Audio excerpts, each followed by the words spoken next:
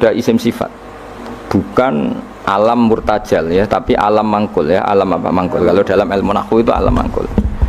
Jadi begini ya, tak terang nahwu ya. Alam itu ada dua, ada alam mangkul, ada alam murtajal. Tapi hampir semua alam itu mangkul sebetulnya. Ya, semua alam itu hampir semuanya itu mangkul. Mangkul itu satu nama yang diambil dari satu makna dalam kosakata, apa? Dalam kosakata. Misalnya hamida, yahmadu, hamdan, apa?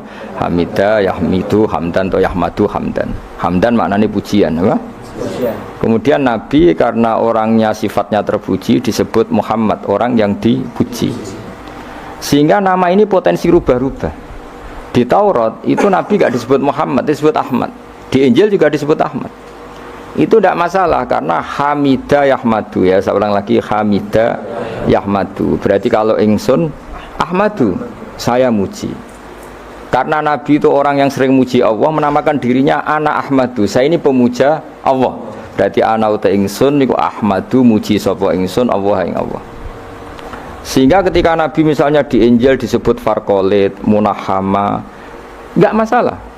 Selama ini klaimnya orang tahu Yahudi dan Taurat, di Injil Taurat itu nggak ada kata Muhammad, ya tentu nggak ada karena Injil Taurat itu bahasa Ibrani, no?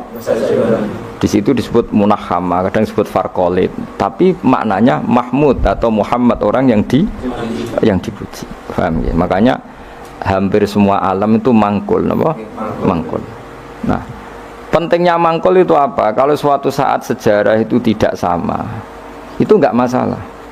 Karena hakikatnya alam itu rata-rata mangkul. Saya beri sekian contoh ya, semuanya. Misalnya dulu Madinah itu Yasrib, kenapa? Yasrib. Karena ketika orang Ansor merelakan semua hartanya untuk Nabi, saya berkali-kali cerita, Kanjeng Nabi niku datang ke Yasrib, niku migrasinya angkatannya hampir 500 sahabat beserta keluarga.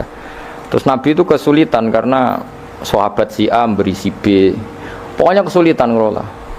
Karena kesulitan ngelola, terus orang-orang Yasrib bilang, ya Rasulullah, hadhihi madinatuka taf'alu fiha ma tasa. Sudah engkau tidak perlu pamit per personal. Misalnya Nabi mau titip Abdurrahman bin Auf, dititip no si A, yang Abu Bakar dititipkan si B, yang Umar dititipkan si C. Kan kesulitan Nabi. Karena Nabi harus mikir yang punya tanah siapa, harus pamit kepada siapa, karena semuanya pendatang. Karena Nabi kesulitan itu, terus orang-orang Yasrib bilang, ya Rasulullah, hadhihi madinatuka taf'alu fiha matasa. Sudah ya Rasulullah, ini kotamu, kita semua ada ikut punya Yasrib, semua ini milikmu, maka terserah engkau. Semenjak itu Nabi terus longgar karena diikrarkan miliknya. Semenjak itu terus Nabi memaklumkan